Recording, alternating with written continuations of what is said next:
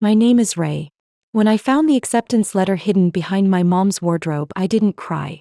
I packed my bag and started a new life they could never touch. Growing up, I thought I wasn't smart enough, not creative enough, not enough of anything really. My parents never said it out loud, but their silence was louder than any insult. I grew up in a small town where everyone knew everything or thought they did. My dad, a retired contractor, used to say college was for people who don't want to work with their hands. My mom would nod, serving dinner in silence. My older brother Dean was the golden boy. Varsity football. State championship. He got a brand new truck on his 18th birthday. I got a lecture about being realistic. So I studied. In secret. I applied to only one college, Harrison State University, on a borrowed library computer. I didn't even tell my best friend. I didn't want to jinx it.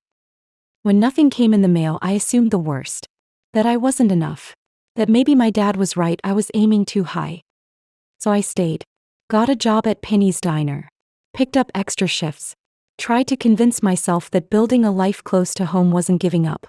It was being practical. 3 years later, everything changed. I was cleaning out the guest room because Aunt May was visiting, and Mom asked me to bring down a box of old winter coats. The box was dusty and wedged behind the wardrobe. When I pulled it free, a small envelope slipped out. It had my name on it. I opened it with shaking hands. "Dear Ray Collins, we are pleased to inform you." I couldn't breathe. I sat on the floor, surrounded by coats and dust and lies. My acceptance letter had been hidden. On purpose. They never told me. Never mentioned it. Just quietly stole a future I worked for. That I didn't cry. That I folded the letter. Packed a small bag. Took the cash I'd been saving for an apartment I knew I'd never afford in this town. And I left. That I didn't leave a note. Didn't slam a door. I just walked out. Caught the 6:15 bus to the city with nothing but that letter and a list of reasons why I'd never come back. At the terminal, I called Harrison State. Explained the situation. The woman on the phone, Sharon, listened patiently. When I finished, she said, "You were accepted 3 years ago. But you never enrolled." I told her why. She paused. "Let me see what I can do." 3 days later, she called me back. "We can't turn back time," she said, "but there's a spot open in the continuing education program. It's not traditional, but it's something." That was enough for me. That I slept in a shared hostel room for weeks. Took on waitressing and dog walking gigs to survive. Enrolled in night classes. Every day I reminded myself, they didn't believe in me, but I would. The program was tough. I was older than most of my classmates. Tired all the time. But I showed up. I raised my hand. I worked harder than I ever had. And slowly something started to shift. Professors started to notice. I got invited to a small entrepreneurship group. One night, I pitched an idea for a mobile bookkeeping service for small businesses. No one laughed. In fact, 2 classmates asked if they could join me. That's when I realized I didn't need anyone's permission to grow. Not my parents. Not Dean's. Not even my own younger self's doubts. All I needed was the truth, and now I had it. The mobile bookkeeping idea wasn't flashy. It wasn't revolutionary. But it solved a problem. Local barbershops, food trucks, even tutors. None of them had time to organize receipts or track cash flow. I knew that problem because I had lived it, balancing tips from 3 jobs just to afford bus fare. We named it Clear Ledger. Simple, functional, no nonsense. Just like me. At first it was a Google Sheet and a shared Gmail inbox. But slowly word spread. I designed some flyers in the university library, printed 10 copies and handed them out at the Saturday farmers market. One vendor, a honey seller named Nadine, gave us our first shot. Within a week she told 3 other vendors. 2 signed up. I was balancing classwork, night shifts, and now bookkeeping on my cracked second-hand laptop. But I didn't complain. I was finally building something that was mine. Dean called once. First time in months. I didn't answer. He left a voicemail. "Hey, Mom and Dad are worried." He just disappeared. "Call us back." I didn't. They weren't worried when I was scrubbing floors and wondering why I wasn't good enough. They weren't worried when they threw away my dream. So no, they didn't get to worry now. Clear Ledger grew faster than I expected. We added Venmo reports, mobile invoicing, and expense summaries. I learned to code just enough to build a basic dashboard. A marketing student named Mila joined us and she redesigned our website in exchange for a stake in the company. Every night I came home exhausted. But for the first time in my life I felt powerful. Capable. Like I wasn't waiting for someone to approve my path. I was paving it. A year in, we had over 30 clients and enough revenue to finally rent a tiny co-working space. I remember unlocking the door, looking at the blank walls, the single dusty desk, and thinking, this is the start of everything. That's when I got the letter. Not an acceptance. This time it was an invitation. Harrison State had selected me for their annual Alumni Innovator Series, even though I hadn't technically graduated yet. Sharon, the woman who'd taken my call that first night, had nominated me. She wrote, "Some students start strong. Others start with nothing and build anyway. That's the kind of innovation we should be honoring." I cried, then I stood up, wiped my face, and called Mila. "We're gonna need new business cards," I said. The event was surreal. I stood in a glass hall surrounded by suits and tech investors and people who'd had 100 more advantages than me. And yet, when I shared my story, they listened. I didn't hide the truth. I said I'd grown up being told I wasn't enough. That someone I trusted had taken my dream and tried to bury it behind a wardrobe. But I found it. And I built something with it. People applauded. I saw Sharon across the room smiling. Afterward, a man approached me. Said he ran a chain of wellness clinics. Wanted to talk about a regional contract that I said, "We're small. Just getting started." He said, "So was I once." That night, walking back to my shared apartment, I passed a bakery. A sign in the window read, "Grand reopening. New ownership." I stopped and stared at. I used to think success meant fancy offices or magazine covers. But standing on that sidewalk, I realized something else. Success was freedom. Freedom to choose who I work with, who I become, who I never speak to again. A few months after the alumni event, I was sitting in our tiny co-working space when Mila ran in, breathless. She waved her phone in the air. "We're on Tech Trail's Startups to Watch list." I stared at her, blinking. "Wait, like the Tech Trail?" He grinned. "Yes, the Tech Trail. They listed Clearledger.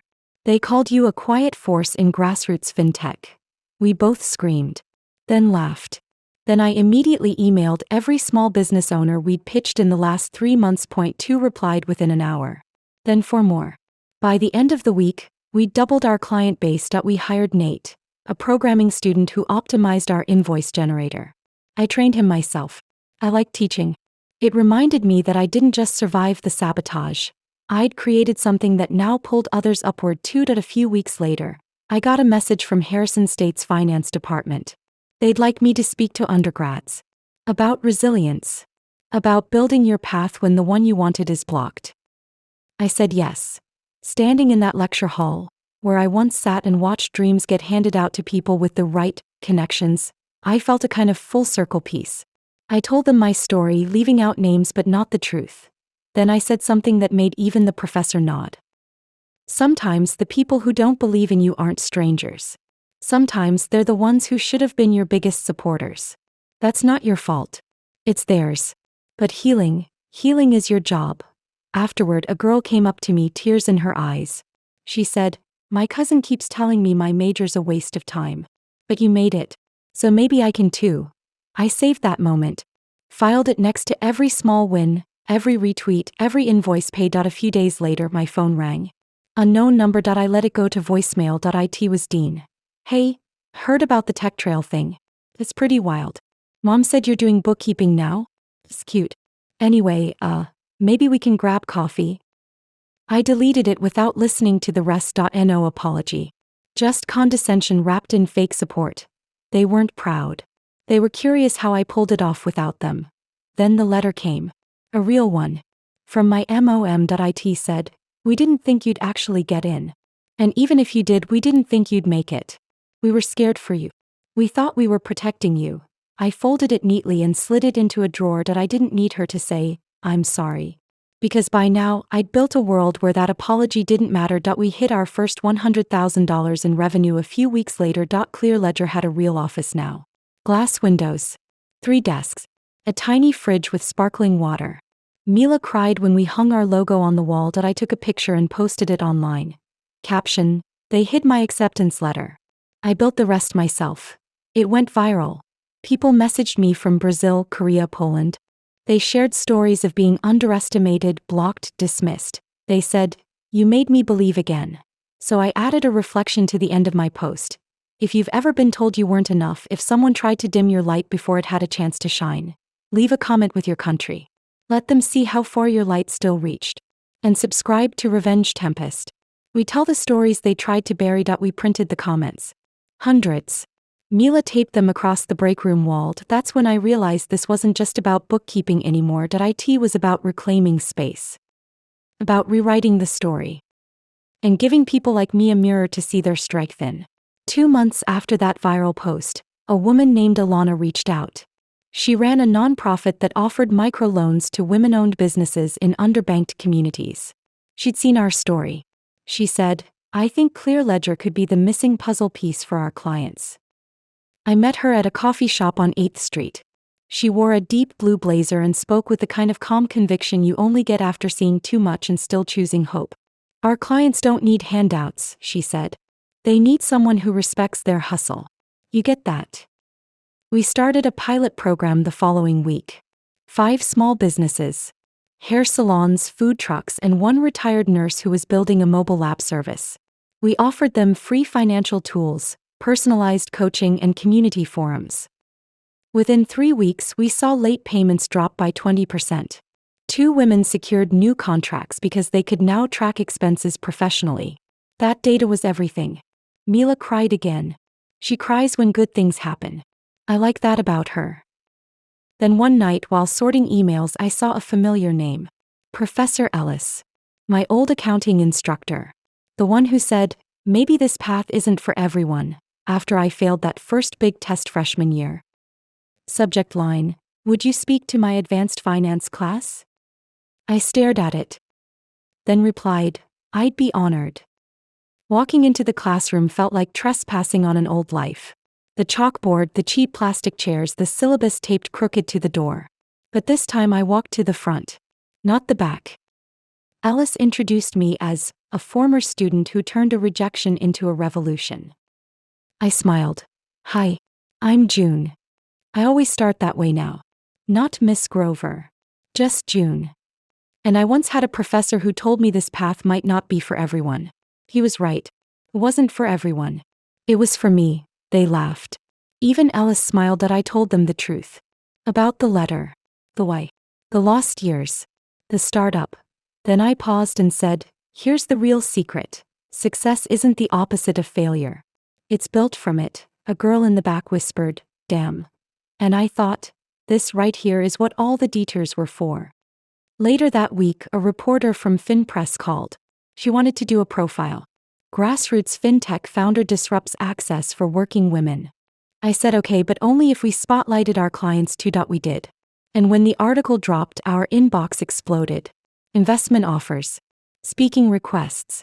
A podcast in Canada wanted me to talk about resilience. A university in Kenya asked for a Zoom lecture. A woman from Detroit wrote, "I printed your story. It's taped to my fridge." And then came the letter. Again from my mother. Shorter this time. I read the article. "You're doing well. I hope it wasn't too hard." No apology, but also no blame. I didn't reply. Instead, I went to our office wall and looked at our timeline mural. It started with a fake college rejection and ended with 300 client accounts and counting. A few days later, Dean showed up. Unannounced. Mila said, "There's a guy here who looks like he regrets life." I walked out. He stood there, hands stuffed in jacket pockets, eyes on the floor. "Hey," he said, "hey." I saw the article. I figured. He scratched the back of his neck. I didn't think it'd matter. The letter. "I thought you'd just try again later." I said nothing. I was scared you'd make it. And I wouldn't. That stopped me. For a second. Because it sounded like the closest thing to honesty he'd ever said. I nodded. "You were right. I did make it." Then turned back into the office. Mila whispered, "Do you think he'll try again?" I shrugged. "Doesn't matter if he does." That night I wrote a newsletter for our followers. It said, comments rolled in from 40 countries. One girl wrote, "I'm 17. My parents told me fashion school was dumb. But I saw your story. So I'm applying anyway. I saved that one. Pasted it to my laptop. The next morning, we announced our new grant fund, the Hidden Letters Fund. It offered $1,000 microgrants to students whose families had blocked them from applying to college or internships. In a week, we raised $25,000. Clear Ledger wasn't just a startup anymore. It was a bridge. And I had crossed it, letter or no letter. That morning, I sat by the window in my new apartment, a far cry from the attic I once called home. Light filtered through the sheer curtains, illuminating the framed degree on my wall. Ray Mitchell, Bachelor of Business and Marketing, Class of 2021. It felt like a trophy carved from betrayal, grit, and an unwavering sense of self-respect. I glanced over at my laptop. Emails flooded in, internship requests, mentorship inquiries, partnerships. And right there, buried among the usual subject lines, was one that made me pause. Subject: Request for meeting, Thompson Family Ventures. My mother's maiden name was Thompson. I clicked. Dear Ms. Mitchell, I hope this email finds you well. We recently learned of your work with Bluefinch Marketing and were impressed by your trajectory. We'd like to schedule a meeting regarding a potential collaboration involving our brand relaunch. Looking forward to hearing from you. It was signed by none other than Emma Thompson, my cousin, the same cousin who once mocked me at family gatherings for working at a diner like a dropout. I didn't delete the email. I archived it. Then I stood up, grabbed my bag, and headed out. The world outside didn't feel intimidating anymore. The pavement didn't feel heavy under my feet like it used to. I wasn't surviving, I was choosing. That afternoon, I visited the university I was once denied by silence. I walked through the campus as a guest speaker. The same admissions office that once mailed my acceptance letter to my house now invited me to inspire others. Tell them how you got here, the dean had said, smiling. So I told them. I didn't sugarcoat it. I shared everything. The missing letter, the diner job, the freelance clients, the cold nights, and the warm breakthroughs. I told them how sometimes the people closest to you will shrink you to protect their idea of the world. I told them how sometimes you don't need a door. You just need to find the brick they forgot to mortar. After the talk, a girl came up to me with tears in her eyes. My brother always says I'm wasting my time trying to be an engineer. But hearing your story, I think I'm going to apply to MIT anyway. I hugged her. And in that moment I realized, this was the real victory. Not the paychecks, not the features, but the power to change someone else's path. A week later I received a package. No Sendername. I opened it to find a stack of letters. Old, yellowed, some torn at the edges. My college acceptance letter was on top. Underneath it, birthday cards addressed to me never opened. Invitations. Notes from friends I thought had forgotten me. And a single note, written in shaky script. I'm sorry. I thought I was protecting you from disappointment. Mom. I folded the letter and put it away. I didn't need her guilt. I didn't need her redemption. I had mine. Now every Friday I record a podcast episode called The Letter That Changed Nothing. I speak to students, dreamers, late bloomers, and silent fighters. And at the end of each episode I ask one thing. Comment what country you're watching from and tell me one lie you stopped believing about yourself. Because stories like ours, they don't belong in attics or behind wardrobes. They belong in the open, where others can hear them and find themselves too. My name is Ray. And I was never the failure. I just never got the letter. Until I didn't need it anymore.